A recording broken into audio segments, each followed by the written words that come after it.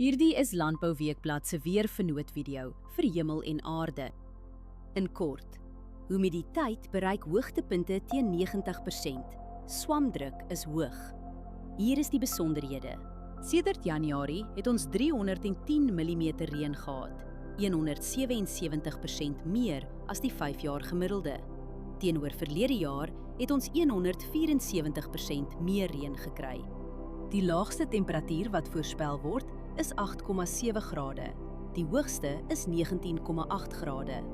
Die grootste dag tot nagwisseling is sowat 11 grade, matig en binne normale grense. 31 mm reën word die week verwag.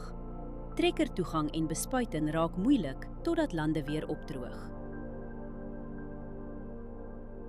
Die ergste winddag is Sondag met ongeveer 15,8 km/h. Vermy spuit op daardie dag. Die res van die week bly onder 15 km/h.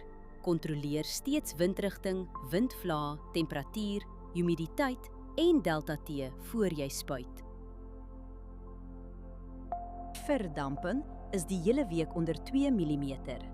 Oorbesproeiing in die soort toestande hou risiko in vir wortelsiektes. Humiditeit is meestal hoog en blaarnatheid gaan Woensdag hoog wees.